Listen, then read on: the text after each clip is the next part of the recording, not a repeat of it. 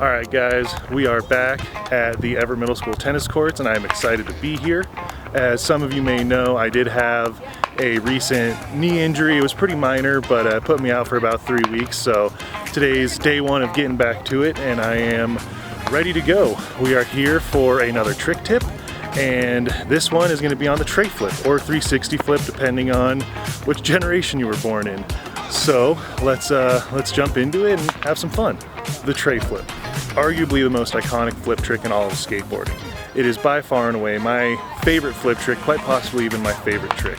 I learned them when I was 13 years old and have just loved them ever since. I originally saw people like Mike Moe and P-Rod and even Eric Costin doing those when I was younger, and they did them in such a way that was just unmatched by any others, and it was something that I had to learn. Couldn't live without it. So let's start at the beginning. What is the TreFlip? The TreFlip is just a combination of two other basic tricks in the kickflip and the 360 pop shove it. A lot of people do say that you should know how to do both of those tricks prior to learning a TreFlip, but I've never really found that to be the case. I personally learned how to TreFlip before I could 360 shove it, and so it's just a matter of what works best for you and what you're most comfortable with. Just like a kickflip and with any trick that you plan to learn in the future and do learn, you'll always want to start with finding a foot placement that is comfortable for you.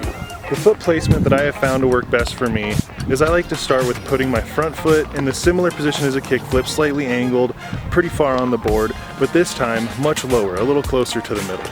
My rear foot, I move to hang my toes off the edge and pretty close to the pocket near the beginning of the rear bolts. A lot of people like to have their foot further up the tail, a little closer to the end, but I found that closer into the pocket gives it a little more control and a little more powerful of a pop, similar to the kickflip.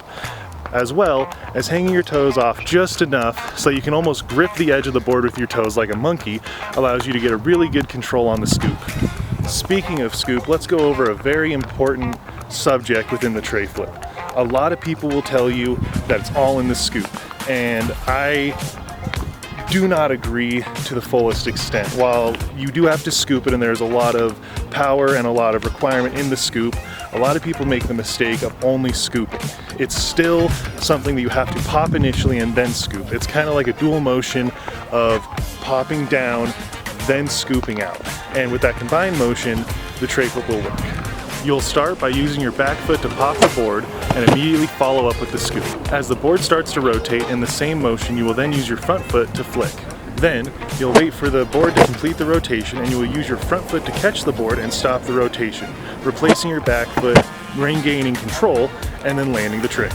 Two quick things to remember that are very important is you want to make sure that with your front foot, you're not flicking as hard as you would for a kickflip. This allows you to have a little more control over your front foot and keep it in place to catch the board.